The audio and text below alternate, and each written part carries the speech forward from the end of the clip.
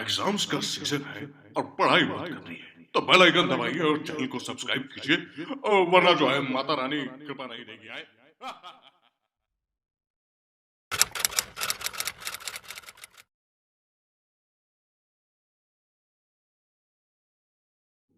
This is question number 15 of exercise 5.2. Question is, for what value of n are the nth terms of 2 AP 63, 65, 67 and so on and 3, 10, 17 dot equal. ठीक है, तो question का क्या मतलब है कि आपकी ये 2 एपीज गिवन है और आपको ये फाइंड करना है कि इन 2 एपीज के कौन से टर्म जो है इक्वल होंगे। ठीक है, और वो आपको गिवन है nth। ठीक है, तो एक्चुअली में आपको n की ऐसी वैल्यू फाइंड करनी है जिनके लिए इन दोनों एपीज के वो जो टर्म्स हैं वो इक्वल होंगे। सपोज कीजिए हमारी n की वैल्यू आ गई 10।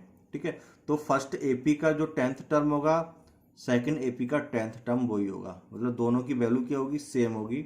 सपोज कीजिए आंसर 15 है, तो फर्स्ट एपी का जो 15 टर्म होगा, सेकंड एपी का 15 टर्म भी क्या होगा, वही होगा। दोनों की वैल्यू कैसी कैसी होगी, सेम होगी। ठीक है, तो हमको एन की एक ऐसी वैल्यू फाइंड करना है कि जिसके लिए दोनों एपीज का जो टर्म्स है वो सेम हो। ठीक है, बाकी क्वेश्चन अब तक हमने जो भी किए थे उन सबसे ये थोड़ा सा चेंज है, क्योंकि यहाँ पे इक्वेशन नहीं बनेंगी और कोई प्रीवियस क्वेश्चन की तरह लैंग्वेज भी सबसे चेंज है। ठीक है, तो इसमें आपको 2 एपीज गिवन है और दोनों एपीज के लिए एक एन ऐसा टर्म फाइंड करना है जिसके लिए दोनों की वैल्यू क्या हो, सेम हो। ठीक है, तो इसमें 2 एपीज की बात कर रहा है, तो 1 बाई 1 मैं दोनों एपी लिखूंगा और उन दोनों एपीज के लिए ए और डी फाइंड करेंगे।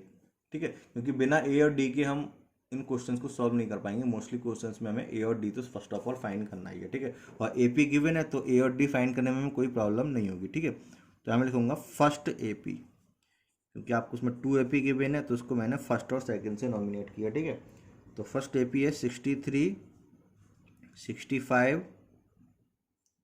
67 ऐसे ऑन। अब इस फर्स्ट एपी के लिए हम ए फाइंड करेंगे, तो ए आपका हो जाएगा 63 फर्स्ट टर्म है, डी हो जाएगा 65 माइनस 63, 2 आ गया। ठीक है, अब सेकंड एपी आपकी है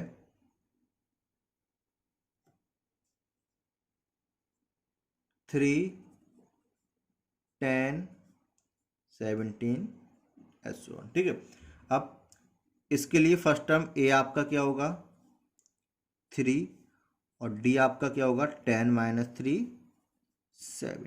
ठीक है, अब आप ये चीज़ देखिए, ये आपकी एपी अलग है, ये आपकी एपी अलग है, और इस एपी के लिए हमने फर्स्ट टर्म ए को डिनोट किया है ए से और कॉमन डिफरेंस को डिनोट किया है डी से, और सेम हमने सेकंड एपी के लिए भी फर्स्ट टर्म को डिनोट किया ए से और कॉमन डिफरेंस को डिनोट किया डी से।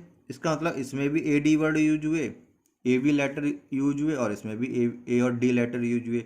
तो हमको ये कैसे पता चलेगा कि ये फर्स्ट वाली एपी के लिए है, ये सेकंड वाली एपी के लिए। ठीक है, तो हम क्या करेंगे, अपने जो सेकंड वाली एपी है उसको, इन लेटर्स को हम यूज नहीं करेंगे, हम इनको चेंज कर देंगे। ठीक है, तो हम इसमें एक साइन लगा देते हैं जिससे हमको ये डिफरेंस रहेगा कि कौन से ए और डी कौन सी एपी की है। ठीक है, तो इसमें मैंने डैश का साइन लगा दिया।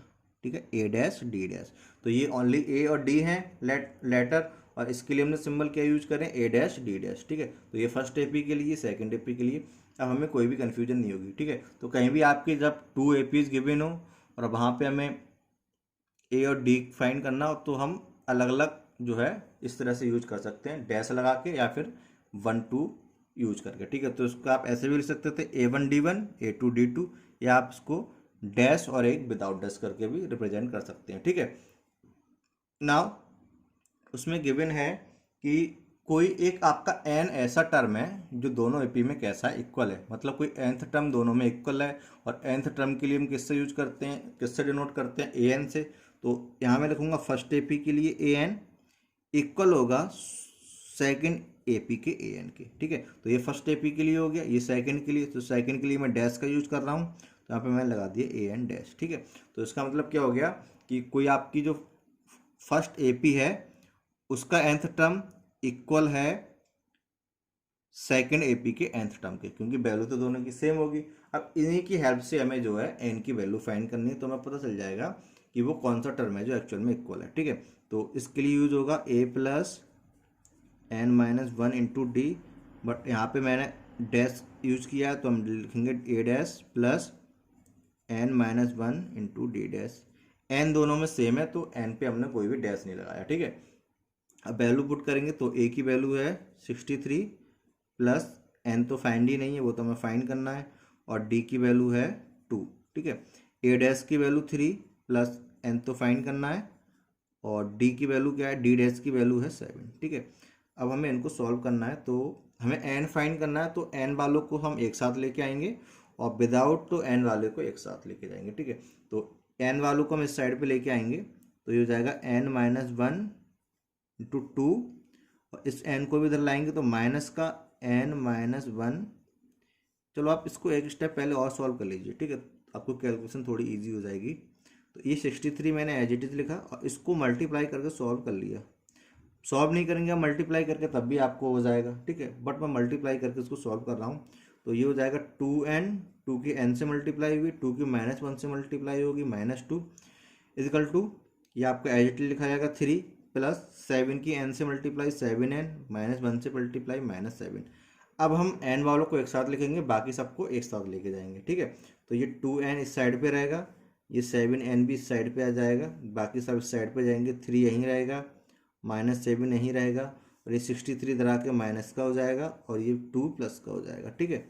तो 2n माइनस 7n, ये आपका बचेगा माइनस का 5n, और ये आपके माइनस माइनस वाले ऐड कर लो तो -7 और -63 से ये आपके हो जाएंगे माइनस के 70, और प्लस का 2 और प्लस का 3 प्लस का 2, ये आपके हो जाएंगे प्लस के 5। तो ये आपका हो जाएगा माइनस का 5n इक्वल टू, यहाँ से आपका बचेगा माइनस का 65, ठीक है। हमें n की वैल्यू फाइंड करनी है, तो जो -5 आपका मल्टीप्लाई में ये डिवाइड में जाएगा, तो n इक्वल टू हो जाएगा -65 अपॉन माइनस के 5। आप चाहे तो माइनस को यहीं से कट कर सकते हैं, बट मैंने नहीं किया, माइनस से माइनस 5 1 जा 5, 1 कैरी 5 3 जा, ठीक है। तो n इक्वल टू आपका क्या हो गया 13। इसका मतलब क्या है कि जो फर्स्ट AP का 13th टर्म है और जो सेकंड AP का 13th टर्म है, उन दोनों की वैल्यू क्या होगी, सेम होगी। अब वो कुछ भी हो सकती है, सॉल्व करने पर ही हमें पता चलेगा, ठीक है। तो हम अपना फाइनल आंसर में लिखेंगे, so 13th term of given APs are equal, ठीक है। तो जो गिवन APs के 13th टर्म है वो कैसे हैं, दोनों के इक्वल है, ठीक है।